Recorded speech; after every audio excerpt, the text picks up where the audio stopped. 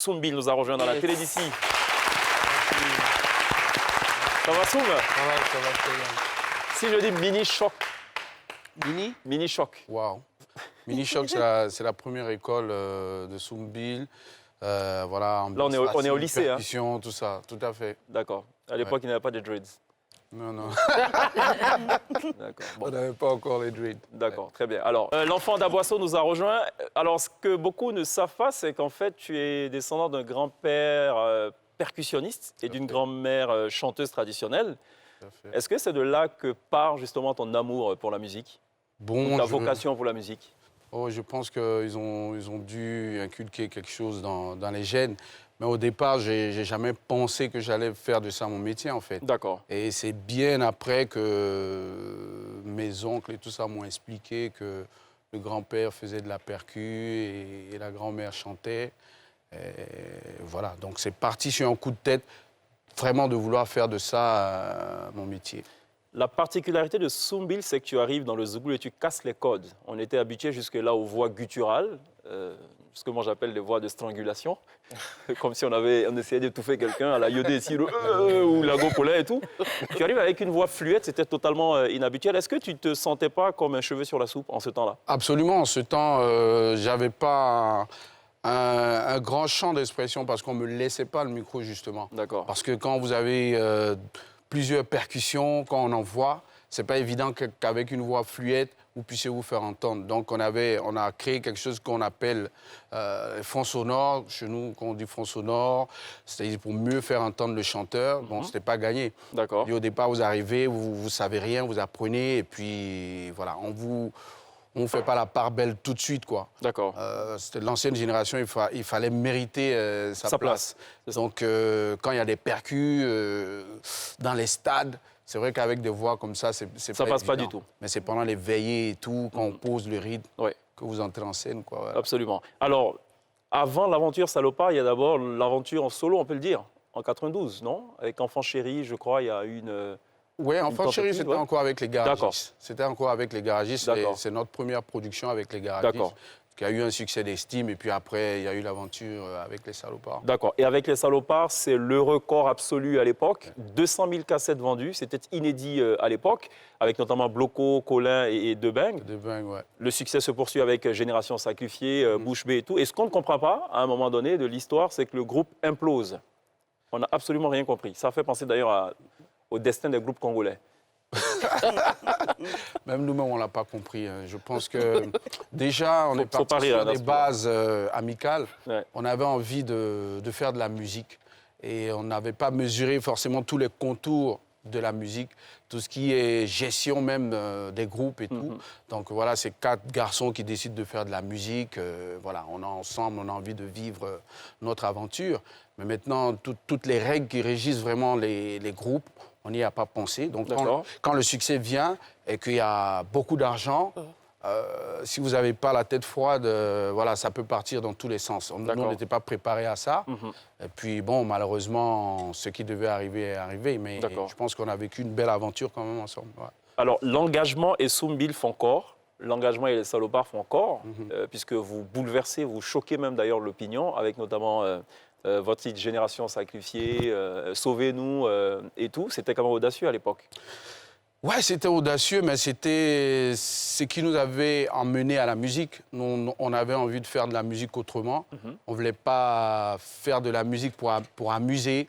Nous, on s'est dit qu'il fallait des textes sérieux. Et puis, vu les réalités qu'on vivait, on avait envie de porter la voix de tous ceux qui souffraient à l'époque, de créer une certaine révolution au niveau des textes, au niveau même de la musique.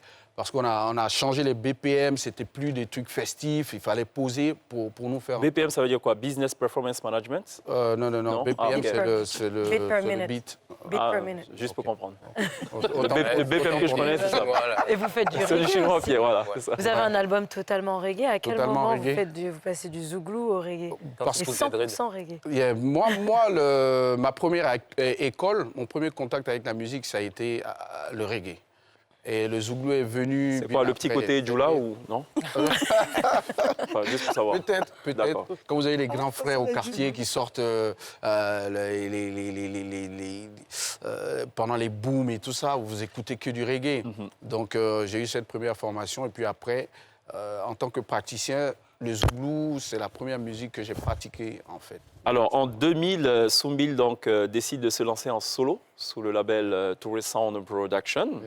Et c'est premier coup, premier pari réussi. Ça a été... Comment on est parvenu à réaliser cela? Parce qu'on sort des Salopards avec un gros succès phénoménal, inédit dans le Zouglou, et puis on se lance en solo, ça marche tout de suite.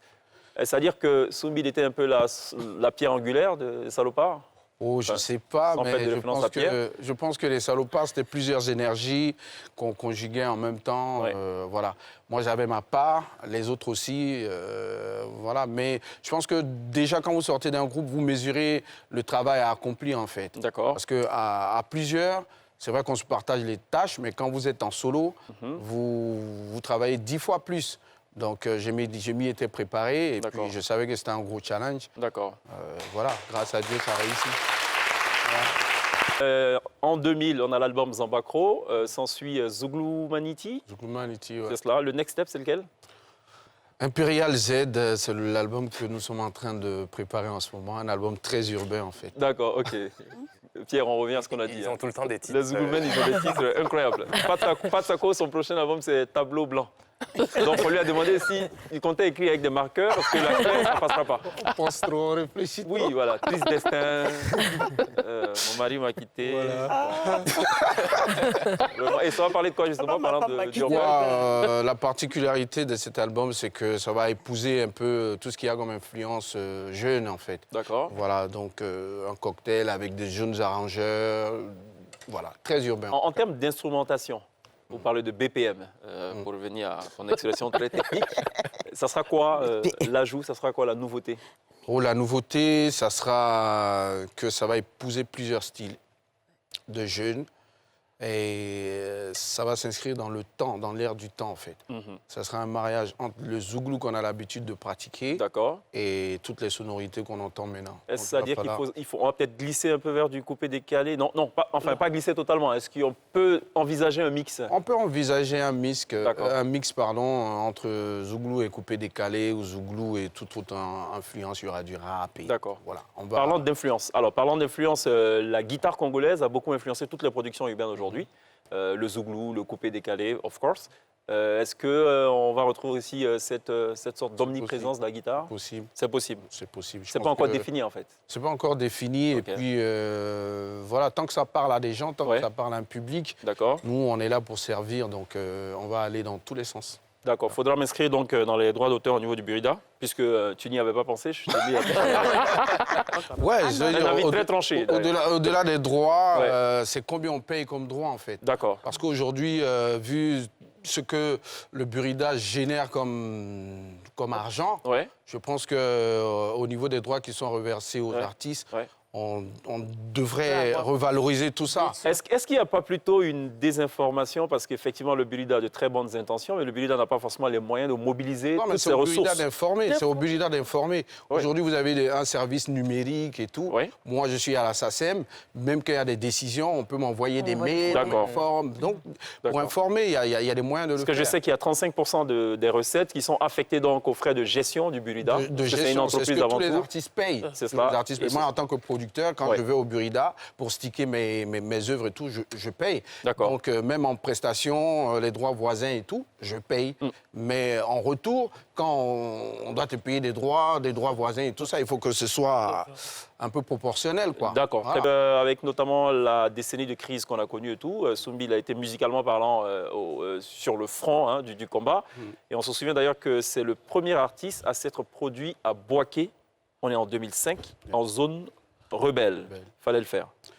Ouais, il fallait le faire, il fallait y penser et puis avoir le courage de le faire. C'est clair que ça n'a pas été évident à cause d'un certain nombre de menaces, d'influences et tout ça. Le jour même du départ, il y a des musiciens qui nous ont fait faux bond. D'accord. Donc c'était un engagement, puis c'était une envie de passer à autre chose, de montrer aux aux personnes qui étaient de l'autre côté que... Qu'il n'y avait avant pas deux tout, on Côte d'Ivoire, était- finalement. Comment? Qu'il n'y avait pas deux Côte d'Ivoire. Il n'y avait pas deux Côte d'Ivoire, qu'on était des frères, qu'on pouvait créer les moyens de partager, de s'expliquer, s'asseoir et discuter. Donc on avait cette envie-là d'aller leur offrir un spectacle, partager et parler de paix surtout avec eux. Est-ce que tu as créé un moment pour ta vie? Bien sûr, à plusieurs moments. Donc là, je parlais de menaces et tout. Donc il fallait aller au-delà de ça. Voilà. Donc moi, j'ai pris des claques partout. D'accord. Donc quand tu viens dans un sens, on dit il est rebelle et dans l'autre sens, il est ceci. Voilà, j'ai fait que ça. D'accord. En 25 années de carrière, j'ai pris des claques partout, mais le plus important, c'est de donner au public ce qu'il mérite et voilà, prenez la paix, l'amour.